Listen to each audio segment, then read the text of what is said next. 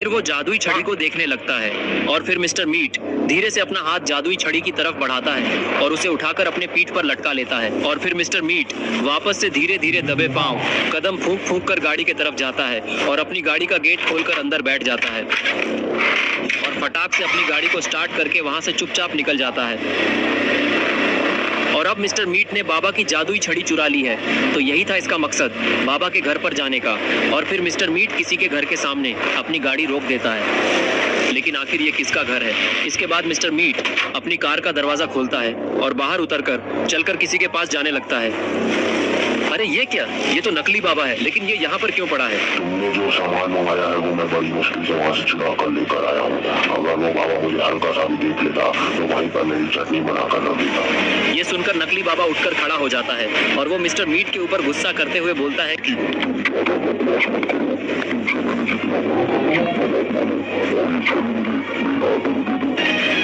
Mister meet जादुई छड़ी उतारता है और बाबा से पूछता है, आखिर तुम इस छड़ी से करोगे क्या? और ये छड़ी तुम्हारे लिए इतनी इम्पोर्टेंट क्यों है? मैं कितनी मुश्किल से बच के चुरा के ले आया हूँ।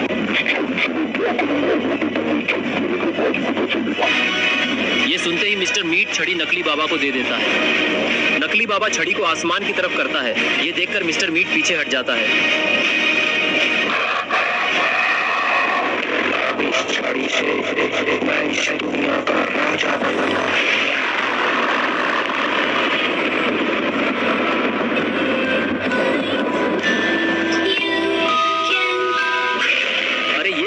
नकली बाबा तो बाबा की छड़ी से और पावरफुल होकर खूनी बाबा बन चुका है। वो बाबा हमें इस छड़ी की मदद से हर बार हरा देता था, अब नहीं हरा पाएगा। अब हम लोग उसे हराएंगे। इसके बाद मिस्टर मीट कार में बैठ जाता है और खूनी बाबा उसे कब्रिस्तान की तरफ जाने को बोलता है। मिस्टर मीट गाड़ी स्टार्ट करता है और दोनों कब्रिस्तान की तरफ जाने लगे।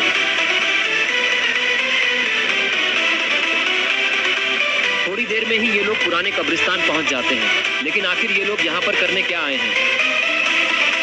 अरे ये क्या, यहाँ पर तो एक चर्च भी है और शायद इस चर्च में किसी की कब्र रखी है, लेकिन ये कब्र किसकी है? और फिर खूनी बाबा छलांग मारकर चर्च के अंदर आ जाता है और वो कब्र को अपनी शक्तियों से खोलता है। अरे ये क्या, ये तो इविल नन है। शायद खूनी बाबा इविल नन को भी जिंदा करने वाला है। और फिर खूनी बाबा अपने काम में लग गया।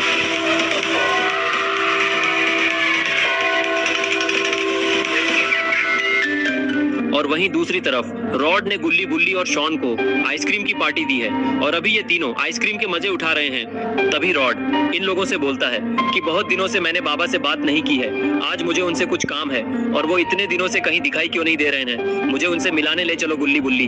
तभी गुल्ली बताता है कि बाबा काफी दिनों से अपनी तपस्या में लीन हैं और उन्होंने किसी से भी मिलने से मना किया है। उन्होंने हमें भी वहां पर आने से मना किया है और अगर फिर भी तुम्हें उनसे मिलना है तो तुम खुद जाकर ट्राई कर लो। मैं अकेले नहीं जाऊंगा, तुम लोग भी मेरे साथ चलोगे, क्योंकि मैं अकेले जाऊंगा तो बाबा मेरी पिटाई कर देंगे और मुझे पहले ही बाबा से बहुत डर लगता है। वो कितने गुस्सेबाज आदमी हैं, छोटी छोटी बात पर मारने लगते हैं। तभी शॉन को गुस्सा आ जाता है और वो रॉड के ऊपर चिल्लाते हुए बोलता है, ये कैसी आइसक्रीम खिलाई है तुमने? इससे बेकार आइसक्रीम मैंने आज से पहले अपनी जिंदगी में नहीं खाई। रॉड शॉन को शांत करते हुए बोलता है, अरे गुस्सा क्यों हो रहे हो शॉन? तुम्हें दूसरी आइसक्रीम चाहिए तो मैं दूसरी आइसक्रीम दे दूंगा, लेकिन अभी मेरी वैन में आइसक्रीम है नहीं, जो थी वो मैंने तुम्हें दे दी।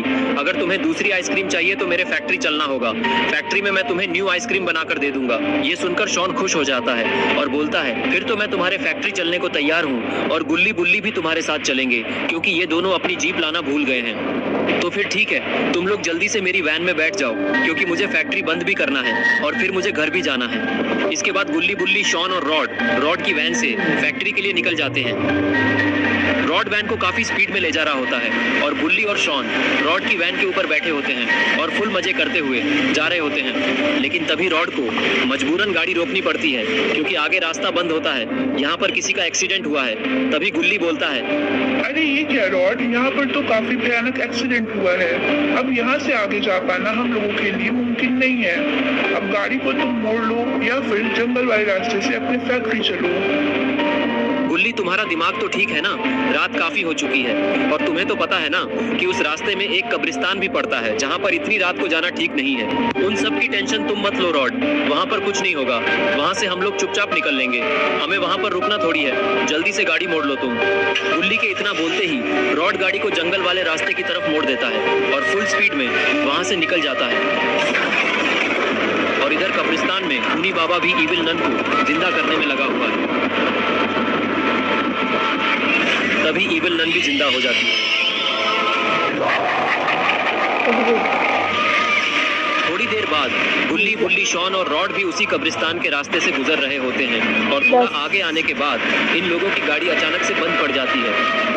और तभी बुल्ली और शॉन कब्रिस्तान की तरफ देखते हैं और उन्हें कुछ ऐसा दिखता है जिसे देखकर दोनों हैरान हो जाते हैं। इन लोगों ने देखा कि कब्रिस्तान में एक काफी भयानक चर्च है और उसके बाहर एक कार भी खड़ी है, लेकिन इन्हें ये नहीं पता है कि कुछ देर पहले ही खूनी बाबा ने मिस्टर मीट के साथ मिलकर इविल नन को जिंदा कर दिया है और ये कार भी मिस्टर मीट की है। लेकिन एक बात मुझे समझ में नहीं आ रही कि आखिर खूनी बाबा कहीं दिखाई क्यों नहीं दे रहा है? इतनी जल्दी वो गया कहाँ? ये क्या हो गया? वैन बंद क्यों हो गई? रॉड बोला, मुझे कुछ समझ नहीं आ रहा है गुल्ली। मैंने सब कुछ चेक किया था, सब ठीक था, पर पता नहीं क्यों इंजन ने काम करना बंद कर दिया है। ऊपर से शॉन बोला, क्या हुआ रॉड? आखिर तुमने यहाँ पर गाड़ी क्यों रोक दी? एक तो पहले ही मुझे अंधेरे से डर लगता है और मौसम भी ठीक नहीं है, और ऊपर से तुमने इस भयानक कब्रिस्तान के पास वैन रोक दी और अब मुझे और डर लग रहा है। रॉड बोला, मैंने वैन नहीं रोकी है शॉन, ये अपने आप बंद हो गई है। गुल्ली बोला, तुम सब लोग बहस करना बंद करो, मुझे यहाँ पर कुछ गड़बड़ लग रही है। वैन बिना वजह बंद नहीं होती और ये बिन मौसम बिजली भी नहीं कड़कती। पक्का यहाँ कुछ ना कुछ गड़बड़ जरूर है। और यहाँ कब्रिस्तान के नीचे एक अंडरग्राउंड फ्लोर बना हुआ था और खूनी बाबा, इविल नन और मिस्टर मीट गुल्ली बुल्ली के कब्रिस्तान पहुंचने से पहले ही यहाँ पर आ गए थे। तभी खूनी बाबा इविल नन और मिस्टर मीट से कहता है कि मेरे कुछ दुश्मन यहाँ पर आ चुके हैं और मैंने उनकी गाड़ी खराब करके रुकवा दी है और अब वो लोग गाड़ी स्टार्ट करने की कोशिश में लगे हुए हैं। इससे पहले कि वो सब यहाँ से भाग जाए, हमें उन्हें पकड़ना होगा। मेरी भी पुरानी दुश्मनी है, आज इन लोगों को इस कब्रिस्तान में मारकर मैं अपना बदला लूंगी। इधर रॉड वैन को लगातार स्टार्ट करने की कोशिश कर रहा होता है, लेकिन वैन स्टार्ट ही नहीं हो रही। तभी वैन की फ्रंट विंडो पर कुछ अजीब सी हलचल होने लगती है और अचानक से उस पर कुछ शब्द लिखे हुए नजर आते हैं, तुम सबका अंत नजदीक है।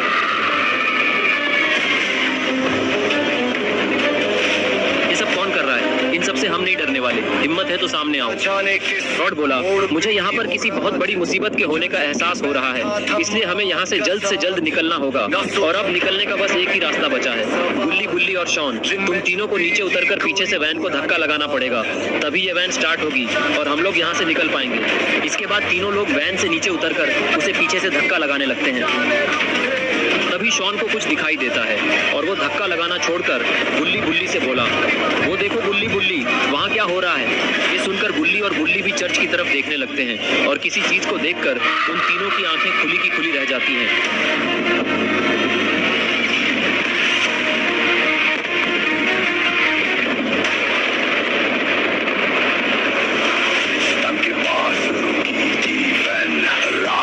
काली हवा में था गम, चार दोस्तों का था ये सफर, पर सामने आया मौत का डर।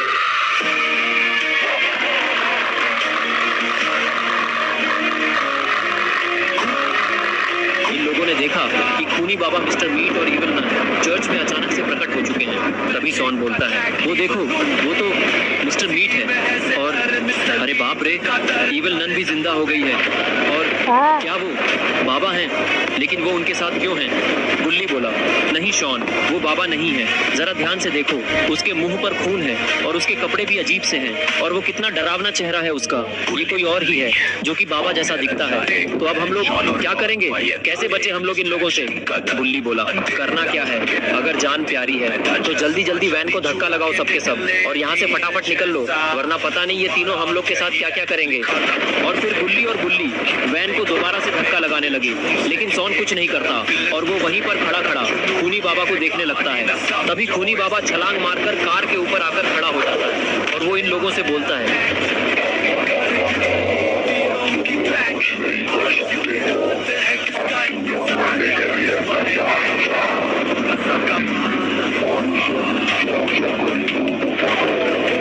खूनी बाबा की बात सुनते ही इविल नन और मिस्टर मीट गुल्ली बुल्ली और शॉन की तरफ दौड़ लगा देते हैं। तभी रॉड की वैन भी स्टार्ट हो जाती है और वो खिड़की से मुंह बाहर निकालकर गुल्ली बुल्ली और शॉन से बोला, गुल्ली बुल्ली और शॉन, वैन स्टार्ट हो चुकी है, इसलिए जल्दी से वैन के पीछे वाले कैबिन में बैठ जाओ। ये बात सुनते ही गुल्ली और बुल्ली धक्का लगाना छोड़कर कैबिन का गेट खोलकर फटाक से उसमें चढ़ जाते हैं। लेकिन शॉन कैबिन से काफी दूरी पर खड़ा था, इसलिए वो वैन में नहीं चढ़ पाता। लेकिन रॉड को ये बात नहीं पता थी और वो वैन को स्टार्ट कर देता है और वहां से जाने लगता है। वैन को जाता हुआ देखकर शॉन वैन के पीछे पीछे भागने लगा और मिस्टर मीट और इविल नन भी उसके पीछे ही आ रहे थे। तभी गुल्ली और बुल्ली अपना हाथ आगे बढ़ाते हुए बोलते हैं कि शॉन, जल्दी से अपना हाथ हमें दे दो, हम तुम्हें अंदर खींच लेंगे। लेकिन इससे पहले कि शॉन इन लोगों को अपना हाथ दे पाता, तभी मिस्टर मीट एक ऊंची छलांग मारता है और वो शॉन का पैर पकड़कर उसे नीचे गिरा देता है और गुल्ली और बुल्ली आगे निकल जाते हैं। और फिर शॉन उठकर खड़ा होने की कोशिश करने लगा, लेकिन ये देखते ही मिस्टर मीट शॉन को लातों से मारने लगा। लगातार 4-5 लात मारने के बाद जब शॉन बेहोश हो गया तो पीछे से इविल नन बोली, अब बस करो मिस्टर मीट, और मारोगे तो ये मर जाएगा, और अगर ये मर गया तो इसके बाकी के साथियों को कैसे पकड़ेंगे, और ये जब तक जिंदा है तब तक इसके बाकी दोस्त इसे बचाने की कोशिश जरूर करेंगे, और जैसे ही वो लोग कोशिश करने आएंगे हम लोग उन्हें भी पकड़ लेंगे। इधर गुल्ली बुल्ली और रॉड वैन से जंगल पार करने वाले हैं और तभी गुल्ली खिड़की से रॉड को बताता है कि रॉड, शॉन वहीं कब्रिस्तान में छूट गया है, इसलिए तुम जल्दी से गाड़ी मोड़ लो, हमें जल्द से जल्द वहां पहुंचकर शॉन को बचाना होगा, वरना वो लोग शॉन के साथ पता नहीं क्या क्या करेंगे, कहीं वो उसे मार न दें। रॉड बोला, गुल्ली तुम्हारा दिमाग तो ठीक है ना, कहीं तुम पागल तो नहीं हो गए हो, अगर हम लोग वहां पर दोबारा जाएंगे तो जिंदा वापस लौट नहीं पाएंगे, इसलिए चलो बाबा को बुलाकर लाते हैं और फिर हम शॉन को भी बचा लेंगे। लेकिन रॉड, उतना टाइम नहीं है, तुम तो जानते ही हो कि बाबा तपस्या में बिजी है और पता नहीं उनकी तपस्या खत्म होने में कितना समय लगेगा, और इतने टाइम में शॉन तो पक्का मारा जाएगा, इसलिए तुम मेरी बात मानो और गाड़ी मोड़ लो। और फिर रॉड गाड़ी कब्रिस्तान की तरफ मोड़ देता है और वो फुल स्पीड में वैन को भगाने लगा। इधर कब्रिस्तान में खूनी बाबा ने शॉन को पिंजरे में बंद कर दिया है और वो मिस्टर मीट और इविल नन से कहता है कि तुम दोनों कहीं पर छुप जाओ और मैं भी छुप जा रहा हूँ, क्योंकि वो लोग वापस आ रहे हैं और जब वो तीनों इसे छुड़ाने आएंगे तब हम लोग उन तीनों को भी पकड़ लेंगे। इसके बाद तीनों लोग अलग अलग जगह छुप जाते हैं। इविल नन और मिस्टर मीट चर्च के पीछे दोनों तरफ अलग अलग होकर छुप जाते हैं और खूनी बाबा चर्च के ऊपर बैठा हुआ है। तभी थोड़ी देर बाद रॉड भी अपनी वैन लेकर चर्च के पास आ जाता है और वो वैन को रोककर देखता है कि वहाँ पर शॉन पिंजरे में बंद है। ये देखकर वो गुल्ली और बुल्ली से बोलता है, गुल्ली और बुल्ली, खूनी बाबा, इविल नन और मिस्टर मीट यहाँ पर नहीं है और शॉन पिंजरे में बंद पड़ा है। अब आगे क्या किया जाए, करना क्या है रॉड? मुझे लगता है कि वो तीनों लोग यहाँ से शॉन को पिंजरे में कैद करके कहीं पर चले गए हैं, तो इससे पहले कि वो लोग दोबारा वापस आ जाए हमें शॉन को पिंजरे से निकाल लेना चाहिए और यहाँ से निकल लेना चाहिए। तभी बुल्ली बोलता है कि मुझे तो यहाँ पर कुछ ठीक नहीं लग रहा है, ये इन लोगों की चाल भी हो सकती है, क्योंकि इतनी आसानी से तो वो शॉन को छोड़कर इतनी जल्दी यहाँ से कहाँ जा सकते हैं। पक्का दाल में कुछ तो काला जरूर है, इसलिए रॉड और गुल्ली हमें संभल कर चलना होगा। इसके बाद रॉड वैन का गेट खोलकर नीचे आ जाता है।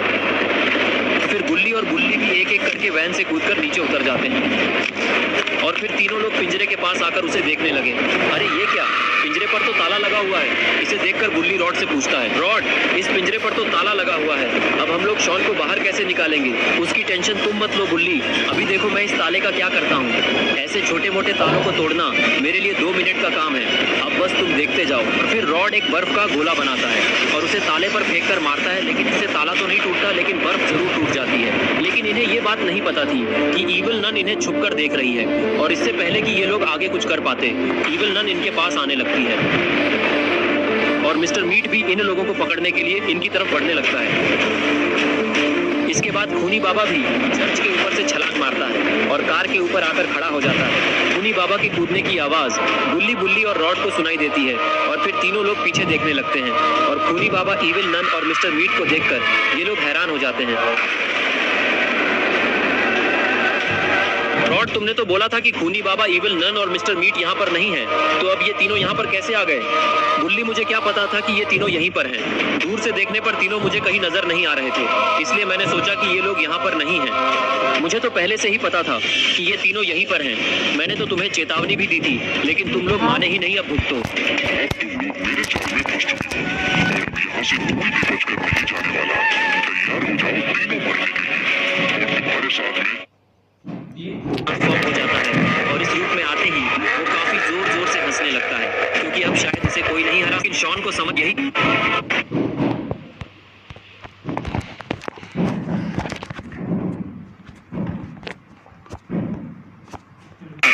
क्यों ना मैं इसी कार से चल चलूं।